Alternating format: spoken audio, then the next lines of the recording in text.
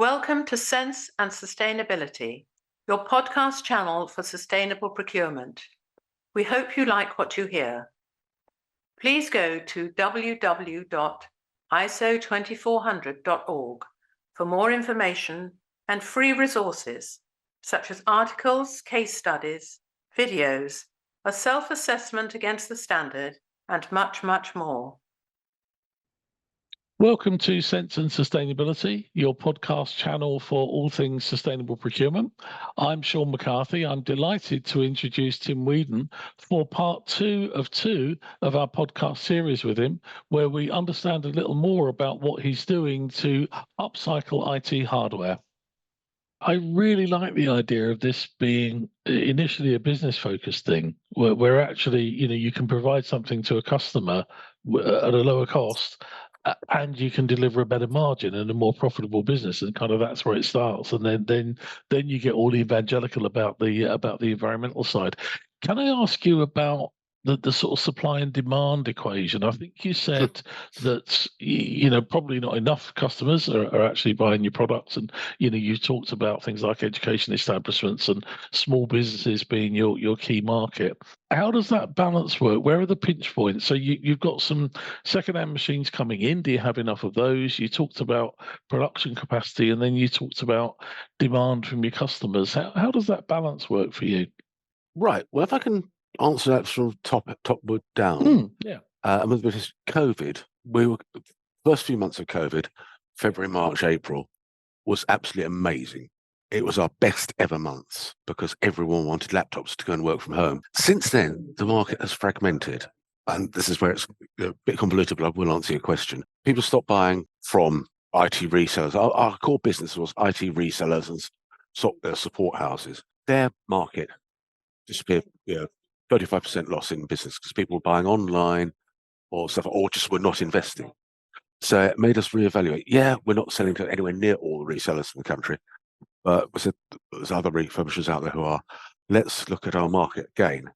So we've started looking at, as I said, education establishments, small businesses, and end users. Now, the supply and demand from them, we're still in a sense learning.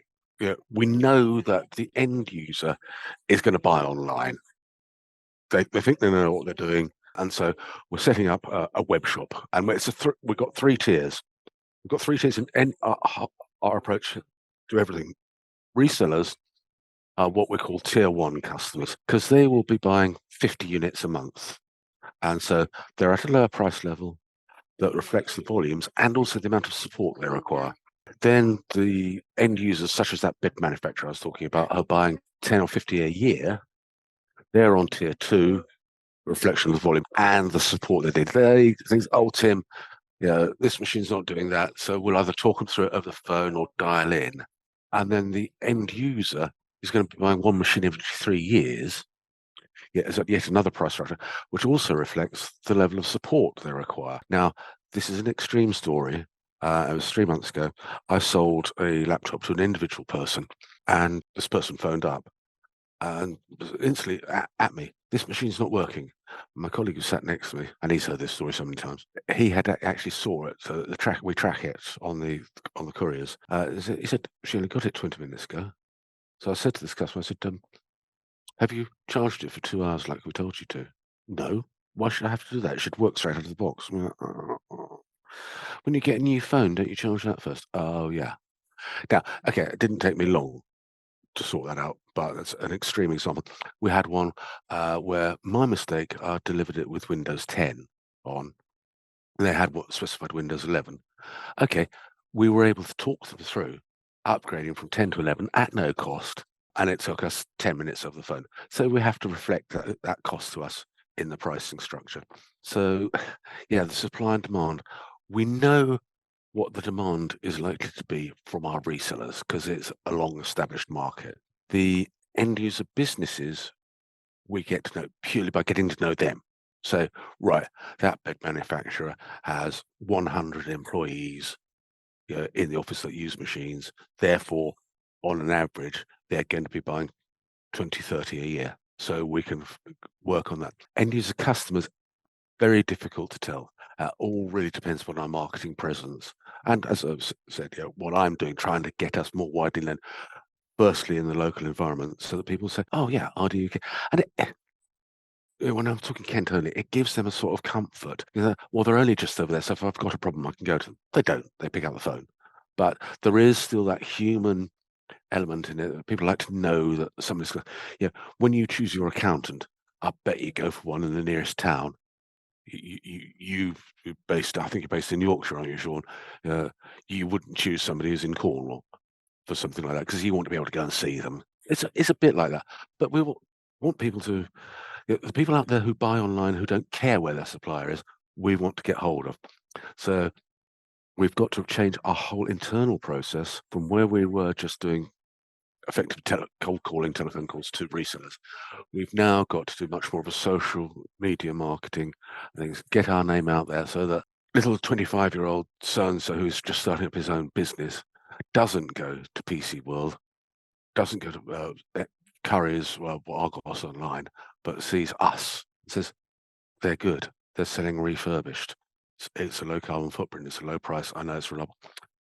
I haven't mentioned all the way along, we offer a warranty with our products, exactly the same as manufacturer's warranty. And it's amazing because they don't actually check the machines. They just churn off the end of the production line. Ours go through a 28-point check before they go out. So we actually have a lower returns rate than the manufacturers. Love it. So where do we get them from? So yes, I started with how it goes out, how it comes in. Banks, insurance companies, pension funds and the like, they all go on the I must have new. Great. Okay. I'm not going to stop them because them having new means the second-hand stuff coming out of the end of the cycle. And they generally lease them on 3, 4 or 5-year leases. And it's not just the financial institutions, it's bigger companies. We also get stuff that's come through the route of insolvency practitioners, which is great. So they tend to be on average 5 years old. We can deal with stuff that's older than that, provided it's capable of running Windows 11, because although a lot of people still don't like Windows 11, you're going to need to have your machine be capable of that. But if we've got a really particularly good one that's not Windows 11, we'll up the processor so it can be. But repeating myself as I have done several times already, we don't want to change too much. We'll upgrade the RAM, we'll upgrade the hard drive if necessary. When you start doing things like changing the processor, it's, as I say, it's becoming a bit like Trigger's broom. You can't do too much. Otherwise, it's not refurbished. It's just an old case with new parts put in it, which that's not what we're about. That would be wrong. So we don't do greenwashing. And some people have accused us of that because we haven't got our ISO 9002. Our local authority said, "Oh, you must have ISO 9002." We said, "Why? We're one of only 6 Microsoft authorized refurbishers." Yeah, that'll do. And that is something. There are only 40, I think, Microsoft authorized refurbishers in the whole world. And there's only 6 in the UK, and we're one of them. We think we're the best because we've spoken to 2 of the others, and they say, "Cool, we couldn't do anything like you. God, the quality of what you produce." But sometimes prices is out of market because they're able to sell cheaper than us, but it's not very good. And that's the other thing. There are a lot of other refurbishers out there, and so they will just wipe the data and put a damp rag over it. It gives the refurbished a bad name because they go out and people get really upset because it doesn't work, it's rubbish, it looks horrible. Okay, yeah, they paid £150 for it or £200 for it, whereas with us they'd be paying £300, £350. But you're getting a machine that we give a 12-month warranty on the standard. We will extend it to 36 months for a fee of 30 quid. Yeah, but we know it's going to last for 5 years. It'll work for 5 years, provided Microsoft don't do anything stupid and put out Windows 12 that will only work on a 13th generation processor, which they won't be allowed to do, thankfully, with international government controls and sanctions on them. Same as the old, you might have heard this more about the mobile phone cables. They kept changing the plugs. You need a USB-C. So a USB-B and a USB won't work on the countries. Well, the governments around the world are jumping on them and saying, no, you've got to standardize it all. Everything comes out, it's got to be USB-C. And that's pretty much going to happen to Microsoft, we think, on their future operating systems. Okay. You talked about the sort of value equation and some refurbishers have very different levels of quality. So a lot of our audience are procurement people that are interested in sustainability, and I do hope they're interested in your story. What advice would you give to somebody that was buying IT equipment? How do they need to approach the market if they're going out to tender for hardware? Obviously, what they want to do is to spend as little money as possible, to have a smaller carbon footprint as possible. So the business case for refurbished seems to be a good one. But what do they need to? What questions do they need to ask to make sure that they're actually getting the right quality? Because the procurement departments have a very bad reputation for knowing the price of everything and the value of nothing. So the worst thing you can do as a procurement professional is to say, I know I'm going to buy a batch of these wonderful second-hand laptops, and although my IT department don't like it, we'll do it anyway because it's going to save us a load of money. And then they don't work, or there's a problem, and then you get the told you so from the IT department, and you're back to doing nothing but buying new. So what advice would you give to procurement people to make sure they get this right? Well, apart from the glib answer, buy from me. Yeah, basically, you pretty much answered it in your question. Yeah, what do you look at? Well, okay, it's price. The price is significant. Will it do the job? Is the main factor. Now, 99% of all software will run on one of our machines. The really serious high-end stuff, maybe not. Maybe you do need specialists. Well, I said we can put quad-core processors on, which will do pretty much everything. But yeah, will it do the job? Now, I went through a period earlier this year when people were saying specifying company. I said, "What are you running on it? What do you hope to run on it?" And looking at it, so and I'd look it up and see what the hardware requirements were for that piece of software. And basically, I never once came across any software that would require better hardware than what we're having as our standard stock. And my colleague says, "Why do you keep asking people these questions? Our stuff will do it because the majority of applications will run." Now, yes, there will be procurement officers out there who have special needs. Their companies have to do certain things, and maybe I can't help them. But yeah, the questions they should be looking at nowadays is what's the carbon footprint? And hopefully they'll understand that it's operational. Sorry, it's embedded carbon rather than operational, but that's significantly important nowadays anyway. And the cost. I think post-Brexit, COVID, Ukraine, whatever you care to call it, the perfect storm, all those three things. Yeah, everyone's focused on cost, and that's the most important thing. But to the people we're dealing with, that's the important thing. Picking up on something else you said, Shaun, a few minutes ago about margins, and that's very interesting because our traditional customer base, the resellers, they are looking to make a margin on top of what they do. If they're buying new, they are paying £900 and they can only sell to their customer at 1,000. If they're buying from us at 300, they could sell to their customer for 500, 550, much bigger margin. And end customers still getting a fabulous deal. They're still getting a machine half the price. So for the resellers and your procurement people you're talking about might actually be resellers, it's great. To be honest, I don't understand the procurement officer myself. Not come across many of them. So it's interesting to hear your questions. Do you think I've answered them? Yeah, I'm a lapsed procurement person myself, and I think you have. I think the other point that you came out with as well, which is quite important from a procurement point of view, is specify the use. So, what is it you actually want to run on this machine? Interestingly, I was having a similar conversation earlier this week with a procurement guy from 1NZ, which is New Zealand's largest telco. And he was unsurprisingly talking about a lot of very similar things to you on the opposite side of the world. So there seems to be a bit of a trend here. And he used an expression that I hadn't used before, but I suspect that IT people do: bloatware, where there's a whole load of stuff running on your computer that you don't actually need. Yeah. And his point was in terms of their procurement of IT equipment, what they try to do is to make sure that they're not running a whole load of stuff on their machines that they don't require. Therefore, they can buy second-hand machines because they run perfectly well on the software that you actually need.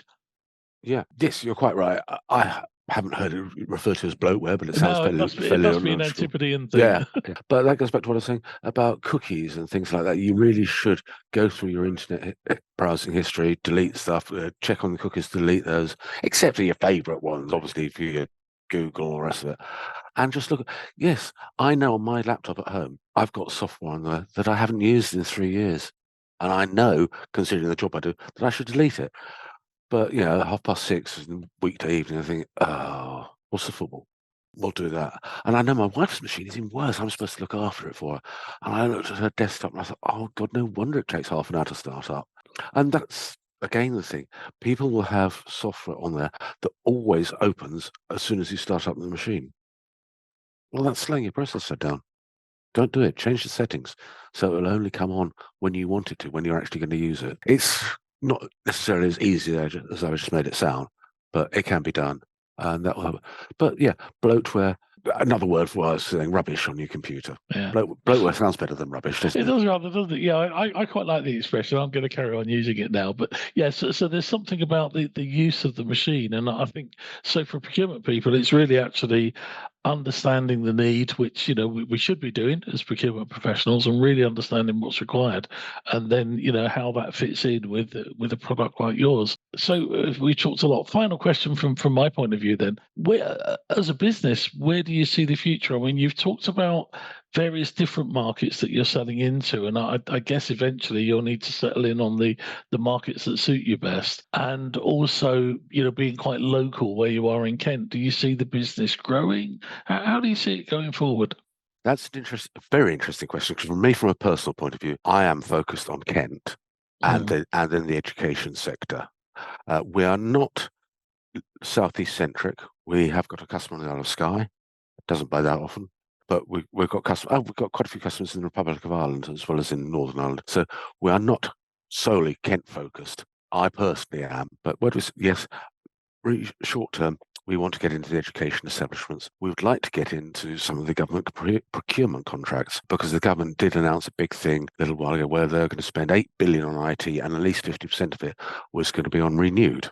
Unfortunately, all the little bodies within the government are just paying lip service to it, because I see NHS specifications go out and I look at it and they say refurbished, renewed, recycled. And then you look at the system specifications and think, that's a new machine you're talking about. Yeah, they're just not playing the game. And to get on to that, you've got to go government portals. You know, you've got to go through the hoops of these companies, or it puts you into shape to get on to. So you may win contracts, but they want 20 grand for doing it. No, so we're sort of going in through the back door a little bit, because starting off with Kent, with the colleges, they know us, they like us, they think, oh, Kent, local, must support local business, work with the local authority. And I said, to the extent that we have booted out another refurbisher, and get this, they ship their laptops out to Bahrain for the processing. How's that carbon conscious? How's that Well, that's local another business? good question for a buyer to answer, to ask, actually. Where is this refurbishment done? Yeah, Because it's true. yeah, but I mean, in terms, if I'm a buyer and I'm going out to a number of different sellers of refurbished machines, and as you say, there are some maybe that don't pay the attention that you do to the quality. I'm very interested to understand that, you know, they're exporting the refurbishments, so that, and presumably they're flying them out and flying them back, so that the carbon footprint of the transport is probably greater than it would have been if you'd bought a new laptop in the first place. Well, we know they are that particular company I'm talking about are the preferred supplier for the procurement arm of our local authority. It's a very big company, very successful. They supply everything for Kent, obviously, and the subsidiary councils, and a lot of other local authorities. They're very good, but they only use this company that ships to Bahrain. I bet when they ask this company, where's the processing, they say, oh, we've got a plant here in Maidstone, or wherever it is. Yes, they have. They've got premises there where they do some where they do some work. So they're not lying. Yeah. But the volume stuff goes out to Bahrain. Yeah, and that, again, from a procurement point of view, it's all about the quality of the question. Yes. So, you know, yes, okay, fine. You've got a factory in Kent, but where is the work actually done? And here you can come and see it. Yeah, exactly. But I think that's, for procurement people, I think that's a really, really good question to ask. So yeah, interesting case study. And I'm always happy that procurement officers do ask that question. And like I say, what are you going to run on it? Let me know, because that will bring up anomalies. Okay, oh, right, you're running Adobe +++ or whatever it is. Yeah, that will require a special processor. So yes, I can do it with this machine, but instead of being 350, I'm going to have to put on a quad-core processor, which is going to make it 420. And then they're still looking at it going, actually, no, here's an actual story. I was at an expo in Detling in Kent, where this chap who does a lot of design work came up and he said, right, I need a machine that's this, and this. And I was going, my technical director was also there. He said, oh, yeah, that would mean we've got to do a so and so and so and so. And so that would, at our prices, be £950. I thought, wow, that's expensive. And the guy said, that's fantastic. I've been looking at machines at nearer 2,500.